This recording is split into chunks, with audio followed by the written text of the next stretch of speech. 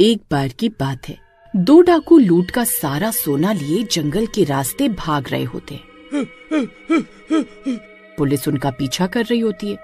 तभी वो दोनों डाकू एक कुएं के पास पहुंचते हैं। सरदार, हम इतना सोना लेकर ज्यादा दूर तक नहीं भाग पाएंगे। पुलिस ने हमें पकड़ लिया तो हमारे साथ साथ सोना भी जब्त हो जाएगा। तुम ठीक कहते हो कालिया। एक काम करते हैं, सोने को इस सूखे हुए कुएं में डाल देते हैं। इस कुएं में इतना अंधेरा है, कोई कभी जान नहीं पाएगा कि यहाँ सोना छुपा हुआ है। फिर पुलिस से पीछा छूटते ही सोना वापस निकाल लेंगे। फिर वो दोनों सोने से भरा संदूक कुएं के अंदर फेंक देते हैं। संदूक के कुएं में गिरते ही कुएं से गुर्राने की आवाजें आने लगती हैं। ये कैसी आवाज है कालिया? लगता है कोई जानवर होगा। सरदार, मुझे तो ये आवाज किसी जानवर की नहीं लगती। जानवर ऐसी खौफनाक आवाज नहीं निकालते। तभी पुलिस उनका पीछा करते करते वहाँ पहुँच जाती है और उन चोरों को चारों तरफ से घेर लेती है। पुलिस ने तुम्हें चारों ओर से घेर लिया है। अगर अब भागने की कोशिश की तो हम गोली चला देंगे। तुम्हारी भलाई इसी में है कि अपने आप को पुलिस के हवाले कर दो। अरे मर गए रे। सरदार, अब क्या करें? अगर भागे तो मारे जाएंगे। कोई बात नहीं, जान है तो जहान है। वैसे भी हमने सोना तो ठिकाने लगा ही दिया है। तभी पुलिस उनके पास पहुंच जाती है। ए कालिया, वो सोने से भरा संदूक कहाँ है? जल्दी बता, नहीं तो गोली मार देंगे। साहब, सोना तो हमने डर के मारे पीछे नदी में फेंक दिया। सोना हमारे पास नहीं है। दो हवलदार जल्दी उस नदी में जाकर सोने की तलाश करो, जब तक हम उन्हें पुलिस स्टेशन ले जाते हैं। फिर पुलिस उन दोनों को पकड़कर पुलिस स्टेशन लेकर जाती है और फिर उन दोनों को 5-5 साल की सजा होती है।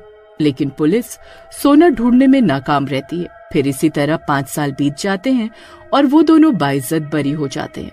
सरदार, आखिरकार हमने अपनी सजा पूरी कर ली। चलो, अब मुझसे एक पल का भी इंतजार नहीं होता। चलो अपना सोना वापस लेकर आते हैं। चलो सरदार, चलो। फिर वो दोनों जंगल के रास्ते उस कुएं की ओर चलना शुरू कर देते हैं और कुछ ही देर में वहाँ पहुँच जाते हैं। वो देखो सरदार, वो रहा कुआं। फिर वो दोनों उस कुएं के पास जाते हैं। उस कुएं में बहुत सी सूखी झाड़ियाँ पड़ी होती हैं। फिर वो दोनों उस कुएं में झांक कर देखने लगते हैं। सरदार, इस कुएं में तो बहुत अंधेरा है। हमारा सोना तो कहीं दिखाई ही नहीं दे रहा। अब क्या करें? कालिया, तुम एक काम करो, इस कुएं के अंदर जाकर देखो सोना कहाँ है।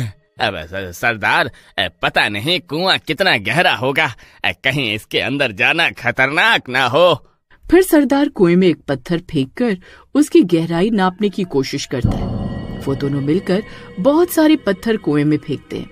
तभी कुएं से डरावनी डरावनी गुर्राने की आवाज आने लगती है। अरे मर गए रे। अरे सरदार, ये कैसी आवाज है? आपको याद है, यही गुर्राने की आवाज 5 साल पहले सोना फेंकते वक्त भी आई थी। अरे मुझे तो बहुत डर लग रहा है सरदार। कहीं कोई भूत प्रेत का चक्कर तो नहीं है? चुप कर कमबख्त, कैसी बहकी बहकी बातें कर रहा है? कोई भूत वूत नहीं है। तभी एक भूतिया हाथ कुएं से बाहर निकलता है और सरदार की गर्दन को पकड़ लेता है। अरे मर गए रे, ये क्या भला है? अरे कालिया मुझे बचा। ये हाथ मुझे कुएं के अंदर खींच रहा है। फिर वो हाथ सरदार को कुएं के अंदर खींच लेता है और कालिया की आंखें फटी की फटी रह जाती हैं। अरे मर गए रे। अरे मैं तो लुट गया, बर्बाद हो गया। अरे ये कुएं की चुड़ैल तो मेरे सरदार को खा गई। हाय सरदार, अब आपके बिना मेरा क्या होगा? सरदार, क्या आप मुझे सुन सकते हैं? सरदार, हे भगवान, अब क्या करूं? सोना और सरदार दोनों कुएं के अंदर हैं। मुझे कुछ ना कुछ तो करना होगा। फिर कालिया एक रस्सी ढूंढ कर लाता है और कुएं के अंदर जाने की तरकीब लगाने लगता है। फिर वो रस्सी का एक सिरा पेड़ से बांधता है और उसके सहारे कुएं के अंदर उतर जाता है। वहाँ उसे सरदार बेहोश पड़ा हुआ मिलता है। अरे सरदार, उठो। सरदार देखो, मैं हूँ, उठ जाओ। अरे कालिया, तू आ गया। अरे भाई, यहाँ एक चुड़ैल है। वो मुझे मरा हुआ सोचकर इस गुफा के अंदर आराम करने गई है। वो किसी भी वक्त बाहर आ जाएगी। अरे सरदार वो देखो, हमारा सोने का संदूक। चलो इसे लेते हैं और यहाँ से निकल जाते हैं। फिर वो दोनों उस संदूक को घसीटना शुरू कर देते हैं। तभी उसकी आवाज से वो चुड़ैल उस गुफा से बाहर आ जाती है। अरे वाह, एक के बदले दो दो शिकार। अच्छा है, आज बहुत सालों के बाद इंसान का मांस खाऊंगी। अरे चुड़ैल जी, हमें माफ कर दो, हम तो बस अपना सोना लेने आए थे, हम आपको परेशान नहीं करना चाहते थे। ठीक है, तो एक सौदा करते हैं। तुम दोनों में से एक मेरी भूख मिटा दो और दूसरा आदमी ये सोना लेकर यहाँ से जा सकता है। फिर वो दोनों एक दूसरे को देखने लगते हैं और सोच में पड़ जाते हैं कि कौन अपनी बलि देगा। फिर चुड़ैल उन्हें 2 पत्ते देती है और बोलती है, लो ये पत्ते, तुम में से जो भी यहाँ रुकेगा उसका नाम इन पत्तों पर लिख दो। फिर वो दोनों अपने अपने पत्तों पर एक नाम लिखते हैं और पत्ते चुड़ैल को पकड़ा देते हैं। फिर चुड़ैल दोनों पत्तों पर नाम पढ़ती है तो हैरान रह जाती है। सरदार खुद का नाम उस पत्ते पर लिखता है और कालिया भी अपना ही नाम पत्ते पर लिख देता है। अरे वाह, दोनों एक दूसरे को बचाने के लिए खुद को कुर्बान करने को तैयार हो। वाह वाह। सरदार, आपने ऐसा क्यों किया? आपने मेरा नाम क्यों नहीं लिखा? नहीं कालिया, तुम मेरे लिए यहाँ आया है। तूने मुझे बचाने के लिए अपनी जान की परवाह नहीं की। अब मैं अपना फर्ज निभाऊंगा। तू जा यहाँ से, मैं अपनी बलि देने को तैयार हूँ। नहीं सरदार, मैं ऐसा नहीं कर सकता। वाह रे इंसान, सालों से कोई इस कुएं में आता नहीं और जो आया वो खुद को कुर्बान करने को तैयार है। अरे वाह भाई वाह, तुम दोनों तो 2 जिस्म एक जान वाले निकले। मैंने तो सोचा था तुम आपस में लड़ोगे, पर तुम तो आपस में कुर्बानी देने की रेस में निकले। चलो कोई बात नहीं, एक से भले 2। अब मैं तुम दोनों को एक साथ खाऊंगी। तभी कुएं के अंदर एक जलती हुई मशाल आकर गिरती है। वो दोनों ऊपर देखते हैं तो वो पुलिस वाला कुएं से नीचे झांक रहा होता है। कालिया, सरदार, मैंने रस्सी को गाड़ी से बांध दिया है। तुम जल्दी इस रस्सी को पकड़ लो, तुम्हें बाहर खींच लूंगा। नहीं, ऐसा नहीं हो सकता, तुम दोनों कहीं नहीं जा सकते। फिर दोनों रस्सी को कसकर पकड़ लेते हैं और पुलिस वाला जल्दी से गाड़ी चलाता है, जिससे वो दोनों तेजी से कुएं से बाहर निकल आते हैं। तभी वो चुड़ैल भी कुएं में पड़ी झाड़ियों के सहारे ऊपर आ जाती है। तभी दिन हो जाता है और सूरज की किरण उस चुड़ैल पर पड़ते ही वो जलने लगती है। अरे मर गई रे, मैंने इस सूरज का सामना नहीं कर सकती। फिर वो चुड़ैल वापस उस कुएं के अंदर भाग जाती है। इंसानों, तुम आज तो मुझसे बचकर निकल गए, लेकिन तुम्हारा सोना तो अभी भी मेरे पास है। कभी न कभी तुम्हारा लालच तुम्हें यहाँ जरूर वापस लाएगा और इस बार मैं तुम्हें जिंदा नहीं छोड़ूंगी। अरे तुम दोनों ठीक तो हो? पुलिस जी, आप यहाँ? हाँ, मैं जानता था तुम आजाद होते ही सबसे पहले अपना सोना ढूंढने के लिए जाओगे। मैंने सोचा तब तुम्हें रंगे हाथ पकड़ूंगा। लेकिन पुलिस जी, सोना तो हमारे पास नहीं है। अब वो सोना उस चुड़ैल का है। लेकिन तुम दोनों इस सोने के बारे में पहले से जानते थे। तुमने पुलिस को गुमराह किया। इस जुर्म में मैं तुम्हें गिरफ्तार करता हूँ। अरे मर गए रे। अरे सरदार, ये नास मिटा तो हमें फिर से जेल भिजवाना चाहता है। अब क्या करें पुलिस जी, हमने इतनी मुश्किल से 5 साल जेल में बिताया है। अब हमें दोबारा वहाँ मत भेजो, हम सुधर गए हैं। अरे अब हम दोबारा चोरी चकारी नहीं करेंगे, हमें माफ कर दो। ठीक है, मैं तुम्हें छोड़ देता हूँ, लेकिन एक शर्त पर। यहाँ से जितनी दूर हो सके चले जाओ। अगर इस शहर के आस पास भी दिखाई दिए तो जेल में डाल दूंगा। ठीक है पुलिस जी, हम यहाँ से बहुत दूर चले जाएंगे। इतना बोलकर वो दोनों वहाँ से भाग जाते हैं। चलो, इन दोनों बेवकूफों से तो पीछा छूटा। अब ये सारा सोना मेरा है। ये चुड़ैल मेरी बंदूक के आगे कहाँ टिक पाएगी। फिर वो लालची पुलिस वाला उस रस्सी के सहारे उस कुएं में उतर जाता है। सोने की तलाश में इधर उधर देखने लगता है। अरे ये चुड़ैल कहीं दिखाई क्यों नहीं दे रही? तभी चुड़ैल उसके पीछे आकर तो उसकी गर्दन पर काट लेती है और वो पुलिस वाला वहीं दम तोड़ देता है। इस तरह वो पुलिस वाले का लालच उस पर भारी पड़ जाता है।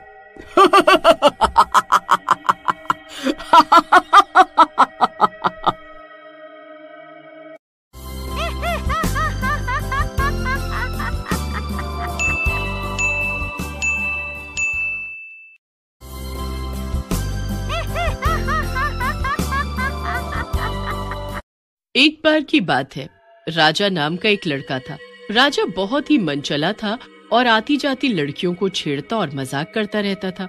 एक दिन दो सहेलियां रानी और पूजा आपस में बात करती हुई जा रही होती हैं। तभी राजा उन्हें चिढ़ाते हुए बोलता है, कहाँ जा रही हैं दोनों सहेलियां गोभी का फूल बनकर? जरा हमारी बात भी सुन लो, हमें कौन से कांटे लगे हैं। राजा की बात सुनकर रानी को गुस्सा आ जाता है और वो राजा को सबक सिखाने के इरादे से जाने लगती है। लेकिन पूजा उसे रोक लेती है और बोलती है, कहाँ जा रही हो रानी इस मनचले से लड़ने? ये तो बना ही जूतियाँ खाने के लिए है, इसे मुंह लगाना ठीक नहीं है। चलो हम अपने कॉलेज चले। पूजा की बात सुनकर राजा हंसने लगता है और कहता है, सही कह रही है पूजा, भला तुम दोनों मेरे मुंह कहाँ लगोगी? तुम्हें तो कोई राजकुमार आएगा लेने, शक्लें देखो जरा अपनी। राजा की बात सुनकर रानी राजा के पास जाती है और उसे जोर से थप्पड़ मारती है। ये ले, अब अपनी शक्ल देखना घर जाकर आईने में, छिछोरा कहीं का। फिर रानी और पूजा वहाँ से चली जाती है। लेकिन राजा को बहुत जोर से गुस्सा आता है। उस दिन से राजा रानी और पूजा से अपना बदला लेने की फिराक में घूमता रहता है। एक रात पूजा और रानी को कॉलेज से लौटने में देर हो जाती है। पूजा रानी से बोलती है, अरे रानी, आज तो बहुत देर हो गई, घर पर पक्का डांट पड़ेगी हमें, मुझे तो डर लग रहा है। पूजा की बात सुनकर रानी कहती है, तू तो बहुत ही डरपोक है पूजा, तेरी शादी के बाद तो भगवान ही मालिक है तेरा। रानी की बात सुनकर पूजा हंसने लगती है। तभी वहाँ राजा आ जाता है और बोलता है, और कहाँ जा रही है तुम दोनों इतनी रात में मेरे बिना?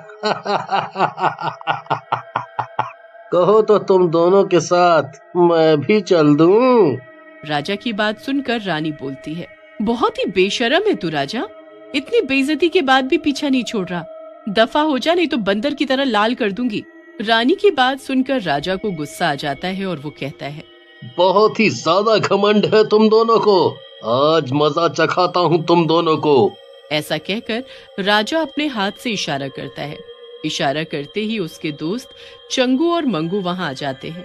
वो दोनों रानी और पूजा को पकड़ लेते हैं। बहुत सही पकड़े हैं भैया, बोलो इन लड़कियों का क्या करना है? इन दोनों ने बहुत तंग किया है आपको। करना क्या है?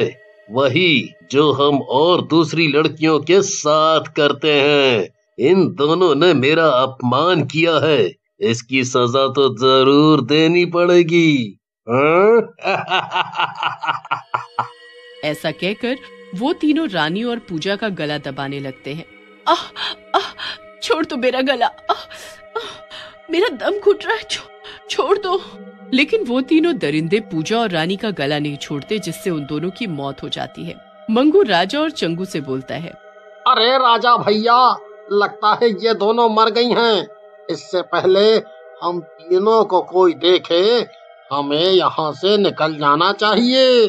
फिर वो तीनों मिलकर रानी और पूजा की लाश को एक सुनसान जगह पर एक पेड़ के नीचे गाड़ देते हैं और वहाँ से चले जाते हैं। रानी और पूजा मरने के बाद चुड़ैल बन जाती है। रानी, इस राजा ने हमें मार डाला, चलो इसे मारकर अपना बदला लेते हैं। पूजा की बात सुनकर रानी बोलती है, नहीं पूजा, इसे इतनी आसान मौत नहीं दे सकते हम। इस मनचले को ऐसी मौत देंगे जिससे फिर कभी कोई मनचला किसी लड़की को नहीं छेड़े। फिर इस घटना को हुए कुछ दिन बीत जाते हैं और राजा को भी एक कामिनी नाम की लड़की से प्रेम हो जाता है। एक दिन जब राजा और कामिनी मिलते हैं तब राजा कामिनी से बोलता है, कामिनी, क्यों ना हम दोनों शादी कर लें? अरे जिंदगी जीने के लिए शादी की क्या जरूरत है, मैं तुम्हारे साथ बिना शादी के ही रहूंगी। फिर कामिनी राजा के घर आकर रहने लगती है। मंगू, एक बात बोलूं, ये अपने राजा भैया की किस्मत है बड़ी जोरदार। देखो ना, कामिनी भाभी जैसी लड़की मिली है इन्हें। तो भाई तेरे सीने में क्यों दर्द हो रहा है? चुपचाप चल यहाँ से, हर की कहीं का। फिर कामिनी और राजा अपने कमरे में जाते हैं। कामिनी शादी का घूंघट पहनकर बैठी होती है। ये देखकर राजा बोलता है, अरे भाई, अब भी शर्मा रही हो? अरे मैं वही हूँ, तुम्हारा पहले वाला राजा। कोई नया पड़ोसी नहीं। राजा की बात सुनकर कामिनी बोलती है, हाँ जी पता है, आप ही हो गली के मन चले, लेकिन ये तो रस्म होती है ना। कामिनी की बात सुनकर राजा हंसते हुए कामिनी के पास जाता है और उसका घूंघट उठाता है, लेकिन घूंघट उठाते ही डर के मारे चिल्लाने लगता है। राजा की आवाज सुनकर चंगू और मंगू वहां आ जाते हैं। उन्हें देखकर राजा बोलता है, अरे चंगू मंगू, यहाँ चुड़ैल है। कामिनी ना जाने कहाँ चली गई। राजा की बात सुनकर चंगू मंगू हंसने लगते हैं। मंगू बोलता है, लगता है राजा भैया शादी की खुशी में अपना दिमागी संतुलन खो बैठे हैं। अरे ये कामिनी भाभी ही हैं। कामिनी भी राजा के पास आती है और बोलती है, क्या तुम भी राजा, कैसे मन चले हो, एक लड़की पास आई तो घबरा गए। वहाँ कामिनी को देखकर राजा शांत हो जाता है और चंगू मंगू को जाने के लिए कहता है। उनके जाने के बाद राजा फिर से कामिनी के पास जाता है, लेकिन जैसे ही वो कामिनी को देखता है उसे फिर से चुड़ैल दिखाई देती है। अरे मर गया रे, चुड़ैल आ गई। चंगू मंगू इधर आओ और इस चुड़ैल से बचाओ। राजा की आवाज सुनकर चंगू मंगू से बोलता है, सो जा यार मंगू, लगता है ये राजा भाई शादी की खुशी में पागल हो गए हैं और ये रात बीत जाने के बाद ही ठीक होंगे। उधर राजा डर के मारे बेहोश हो जाता है। अगली सुबह राजा उठता है। कामिनी उसके पास ही बैठी होती है।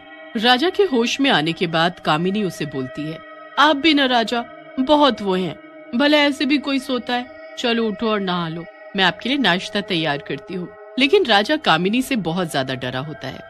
वो कुछ नहीं कहता और नहाने चला जाता है। ये सब क्या हो रहा है? कभी ये कामिनी चुड़ैल दिखती है, कभी ये लड़की, ऐसे तो मैं पागल हो जाऊंगा। तभी राजा के पीछे चुड़ैल आकर खड़ी हो जाती है।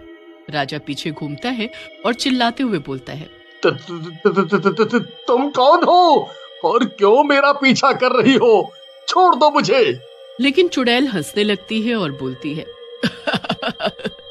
तेरा पीछा छोड़ दूं? ये तो अब तेरी मौत के बाद ही छूटेगा। ऐसा कहकर चुड़ैल वहां से चली जाती है। रात में चंगू मंगू अपने घर पर बैठे शराब पी रहे होते हैं। तभी मंगू बोलता है, यार एक बात तो बता चंगू, ये राजा भैया ने सही नहीं किया। उन दोनों लड़कियों को मारकर कहीं वो भूत बन गई तो। तुम बहुत ही मनहूस टाइप के आदमी हो यार। रात में शराब के साथ ऐसी बातें करता है कोई? अरे भूत वूत कुछ नहीं होता, चुप करके दारू पी। फिर चंगू और मंगू शराब पीने लग जाते हैं। तभी वहाँ दोनों चुड़ैलें आ जाती हैं और एक चुड़ैल बोलती है, कौन कहता है भूत नहीं होते? मैं हूँ ना। ऐसा कहकर पूजा और रानी चुड़ैल उन दोनों को मार डालती हैं और चंगू और मंगू को मारने के बाद पूजा चुड़ैल बोलती है, रानी इन जमूरों को तो हमने मार दिया, लेकिन उस शैतान को कैसे मारेंगे? तभी वहाँ कामिनी आ जाती है। उसे देखकर रानी और पूजा चुड़ैल खुश हो जाती हैं और बोलती है, कामिनी तुम बहुत अच्छी हो, तुमने हमारा साथ दिया इस बदले को लेने में। इसके बाद कामिनी अपने घर चली जाती है। वहाँ राजा डरा बैठा होता है। राजा को देखकर कामिनी बोलती है, तुम्हें डरने की जरूरत नहीं है राजा, तुम्हारी समस्या का हल है कि तुम उन चुड़ैलों से शादी कर लो, और क्योंकि एक बार तुम उनके पति बन गए तो वो तुम्हें अपना पति होने के कारण नहीं मार पाएंगी। राजा को कामिनी की बात ठीक लगती है और वो शादी के लिए तैयार हो जाता है। अगली सुबह रानी और पूजा चुड़ैलें राजा के घर आ जाती हैं। राजा तुम यही चाहते थे ना? देखो वही हो रहा है, हम तीनों की शादी हो रही है। फिर तीनों की शादी हो जाती है, लेकिन राजा की शादी होते ही कामिनी भी चुड़ैल बन जाती है। ये दोनों नहीं मार सकती, लेकिन मैं तो मार सकती हूँ ना।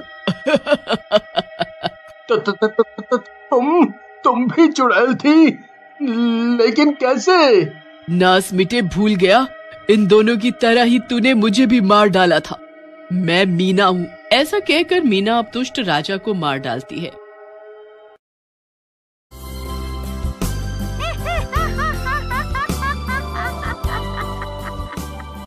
माया नाम की एक लड़की थी जिसे बचपन से ही एक्टिंग का बड़ा शौक था, लेकिन वो गांव में रहती रही और उसके माँ बाप ने कभी भी उसकी एक्टिंग को पसंद नहीं किया। माया टीवी से देख देख कर एक्टिंग किया करती थी। एक दिन माया की माँ, सुन माया, जब तक मैं पड़ोस वाली हिना चाची के घर से होकर आऊं, ये सारी सब्जियां काट कर रखना, मैं आकर इन्हें पका लूंगी। और सुन, कोई नौटंकी मत शुरू कर देना। अरे हाँ हाँ माँ, तुम बेफिक्र होकर जाओ, सारा काम हो जाएगा। जैसे ही माँ बाहर गई, माया ने खुद से कहा, ये माँ भी ना मुझे कितना फालतू काम देकर गई है। अरे भला ये सब्जियां काटने में किसे मजा आएगा? लेकिन मैं भी माया हूँ माया, मैं इस बेकार से काम को भी बहुत दिलचस्प बना सकती हूँ। अरे आखिर मैं एक एक्ट्रेस हूँ और एक कलाकार के लिए ये बहुत आसान काम है। माया फौरन अपने किरदार में आ जाती है। वो चाकू को तलवार की तरह पकड़कर खड़ी हो जाती है और खुद से ही कहती है, तुम सब सब्जियां नहीं हो, मेरे दुश्मन हो, और मैं अपने दुश्मनों के टुकड़े टुकड़े कर देती हूँ। आज तुम में से एक भी इस रसोई से जिंदा बचकर नहीं जाएगा। इतना बोलकर माया यहाँ वहां चाकू चलाने लगती है और सब्जियों को आड़े टेढ़े ढंग से काटने लगती है। उतनी देर में माया की माँ वापस घर आ जाती है। अरे कल मोही, तू फिर शुरू हो गई। मैंने तुझे कोई भी नौटंकी करने से मना किया था ना। ये क्या हाल बना दिया है मेरी रसोई का, सारी सब्जियों का सत्यानाश करके रख दिया है। तुझे तो मैं और छोड़ूंगी नहीं। रुक, तेरी खैर नहीं। मेरा झाड़ू कहाँ गया? अरे बाप रे, लगता है सेनापति माया को यहाँ से जल्दी से भागना पड़ेगा। दुश्मनों, आज तो तुम बच गए क्योंकि राजमाता आ गई, लेकिन अगली बार मैं तुम्हें छोड़ने वाली नहीं। माया जल्दी से भागकर अपने कमरे में जाकर छुप गई और उसकी माँ गुस्से में सफाई करने में लग गई। तभी माया के पापा घर आ गए। ये सब क्या चल रहा है? घर का ये हाल किसने किया? कोई जानवर घर में घुस आया था क्या? हाँ, एक बहुत बड़ी बंदरिया है, लेकिन उसे तो हमने ही घर में पाल कर रखा है ना, इसीलिए ये सब हुआ। ओफो, फिर से उसने अपनी नौटंकी शुरू की। और क्या, मैं तो तंग आ चुकी हूँ इस लड़की से, ना जाने कब ये सुधरेगी। सुधरेगी सुधरेगी, जल्दी ही सुधरेगी। अच्छा, और वो भला कैसे? मैं यही बताने के लिए आज जल्दी घर आया हूँ। माया के लिए एक बहुत अच्छा रिश्ता आया है। घर में बस सास है और एक ननद है। लड़का भी बहुत संस्कारी है। अपनी माया खुश रहेगी। वाह वाह, ये तो बहुत अच्छी खबर है। माया ने जब अपने पापा की आवाज सुनी तो वो चुपके से अपने कमरे से बाहर निकली और झांक कर देखने लगी। अरे वाह पापा, आज तो आप जल्दी घर आ गए। अरे बाहर आजा माया, मैं तुझे नहीं मारूंगी। बहुत बड़ी खुशखबरी है, तेरे लिए रिश्ता आया है। माया रिश्ते की बात सुनकर फिर से अपनी नौटंकी करने लगी।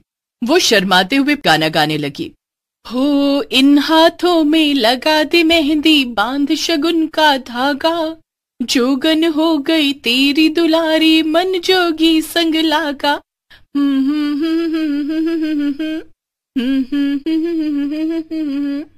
तूने फिर से ये सब क्या नाटक शुरू कर दिया माया? गाना बंद कर और हाँ, जरा साफ साफ बता तुझे ये रिश्ता मंजूर है या नहीं। देख, लड़का बहुत अच्छा है, तू बहुत खुश रहेगी। अरे माँ, क्या आप भी? आपको तो पता ही है ना कि मैं अभी शादी नहीं कर सकती हूँ। अभी तो मुझे एक्ट्रेस बनना है और अपनी खुद की एक एकेडमी भी खोलनी है जहां मैं बच्चों को एक्टिंग सिखा सकूं। ये लो, ये फिर शुरू हो गई, फिर वही एक्टिंग एक्टिंग एक्टिंग। ना जाने इसकी ये बकवास कब बंद होगी। अरे ये लड़का बहुत दूर का है, इसीलिए तुझे और तेरी हरकतों के बारे में जानते नहीं है, क्योंकि आसपास के सभी लोग तेरी नौटंकियों को अच्छे से जानते हैं और इसीलिए आसपास से तेरे लिए रिश्ता नहीं आता है। सुनिए जी, अब आप ही से समझाइए, मैं तो थक गई हूँ। देखो माया, हमने तुम्हें पहले भी समझा रखा है कि हमारे यहाँ ये सब नौटंकी नहीं होगी। इसीलिए अब तुम चुपचाप शादी करो और फिर अपने ससुराल में जाके जो मन में आए वो करना। बस बात खत्म। अपने पापा की बात सुनकर माया चुप हो गई और कुछ भी नहीं कह सकी। 1 महीने के अंदर ही उसकी शादी राज से करा दी गई। माया को राज काफी पसंद आया था। उसे अपनी शादी और नई जिंदगी से नई नई उम्मीदें थीं। उसे लग रहा था कि एक्टिंग का उसका अधूरा सपना अब राज के साथ पूरा होगा। शादी के अगले ही दिन माया रसोई में खीर बना रही थी। अरे बहू, तुम तो बड़ी समझदार हो, सवेरे सवेरे खीर बना रही हो। वाह, क्या संस्कार हैं तुम्हारे। जी सासू माँ, दरअसल मैंने सब टीवी सीरियल्स में देखा है। उनमें अक्सर ऐसा ही होता है।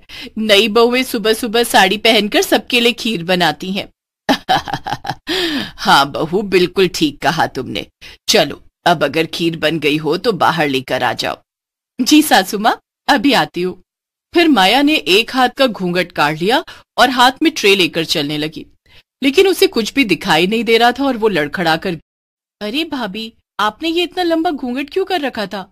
माँ, आपने कहा था क्या? अरे नहीं नहीं, मैंने तो नहीं कहा था। अरे वो सीरियल में ऐसा ही होता है ना, इसीलिए। ओफो, देखो बहू, अब तुम कुछ भी ऐसा करने की कोशिश मत करना जो कि तुमने सीरियल में देखा हो। चलो अब उठो और ये सब साफ करो। हाँ भाभी, आइए मैं भी आपकी मदद करती हूँ। सफाई करके माया अपने कमरे में चली जाती है, लेकिन बेला, राज और उनकी माँ आपस में बातें करने लगते हैं। राज, ये बहू इतनी अजीब सी हरकतें क्यों कर रही है? अरे माँ, ऐसी कोई भी बात नहीं है।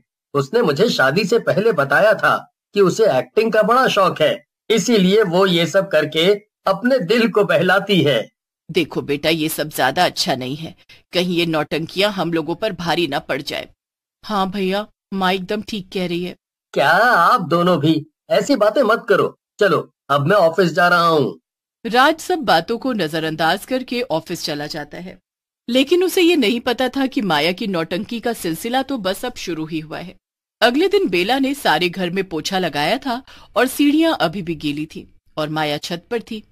भाभी तो अभी छत पर है, उन्हें नीचे आने में कम से कम 15-20 मिनट तो लगेंगे ही, तब तक ये सीढ़ियां सूख जाएंगी। चलो अब मैं चलकर टीवी देख लेती हूँ, आज का सारा काम तो हो गया।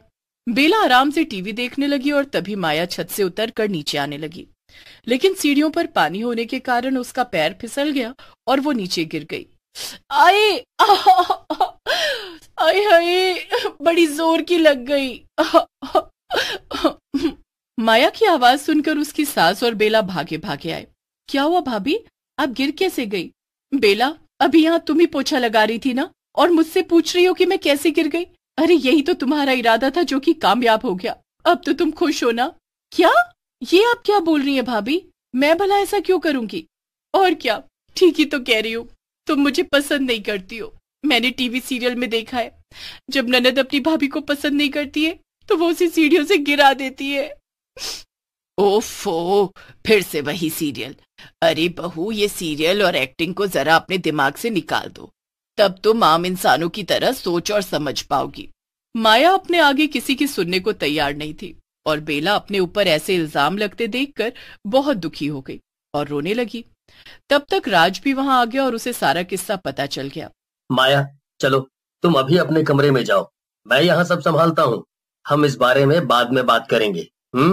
माया गुस्से में वहां से उठकर अपने कमरे में चली गई। ये सब हमारे घर में क्या चल रहा है राज? अरे ये कोई टीवी सीरियल है क्या? तू मुझे सच बता, बहू का दिमागी संतुलन तो ठीक है ना? अरे माँ, ये कैसी बातें कर रही हैं आप? वो बिल्कुल ठीक है, बस उसका एक्टिंग का शौक कुछ ज्यादा ही बढ़ गया है। तो भैया, आप इस शौक का कुछ करेंगे या इस घर में ऐसे ही नौटंकी होती रहेगी? फिक्र मत करो, मैंने इस सब के लिए एक अच्छा इलाज निकाल लिया है। अगले ही दिन राज अपने साथ कुछ बच्चों को लेकर घर आ जाता है।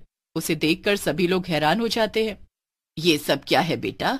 ये बच्चे कौन हैं और तुम इन्हें यहाँ पर क्यों लाए हो? माँ, मैं इन बच्चों को माया के लिए लाया हूँ। क्या, मेरे लिए? लेकिन क्यों? मुझे इनसे भला क्या काम? इन बच्चों से ही पूछ लो, तुम्हें तुम्हारा जवाब मिल जाएगा। माया, क्या हुआ बच्चों, तुम यहाँ किस लिए आए हो? दीदी, मेरा नाम मिंटू है और मुझे एक्टिंग का बहुत शौक है, लेकिन मेरी माँ मुझे एक्टिंग सिखाने के बात पे बहुत डांटती है। मैंने सुना है कि आपको बहुत अच्छी एक्टिंग आती है, तो क्या आप मुझे भी सिखाएंगी? मिंटू की बात सुनकर माया बहुत खुश हो जाती है और उससे कहती है, क्या तुम्हें मुझसे एक्टिंग सीखनी है? अरे हाँ हाँ बिल्कुल, क्यों नहीं, मैं तुम्हें खुशी खुशी एक्टिंग सिखाऊंगी। अरे मेरी तो नस नस में एक्टिंग है। तभी एक दूसरी बच्ची बोली, दीदी दीदी, मुझे भी आपसे एक्टिंग सीखनी है, मैंने आपकी बहुत तारीफ सुनी है। फिर सभी बच्चे एक साथ बोलने लगे, हाँ हाँ, हमें भी। वाह, आज मेरी कला को सही मायने में पहचाना गया है। बच्चों, मैं तुम सबको एक्टिंग जरूर सिखाऊंगी। हाँ माया, मैं तुम्हारे लिए घर में ही एक्टिंग की एकेडमी खुलवाने जा रहा हूँ, ताकि तुम अपनी कला को सही जगह इस्तेमाल कर सको। और हाँ, ध्यान रखना कि तुम उसे घर के अंदर ना लगाओ। राज की बात सुनकर सभी लोग हंसने लगे। चलो अच्छा है, अब हमारी नौटंकी बहू सही जगह अपनी नौटंकी करेगी। आप लोग भी ना। चलो बच्चों, अभी से अपनी क्लासेस शुरू करते हैं। फिर माया खुशी खुशी अपनी एक्टिंग क्लासेस चलाने लगी और घर में होने वाली नौटंकियां भी बंद हो गई और अब माया और उसके घर वाले दोनों अब खुश रहने लगे।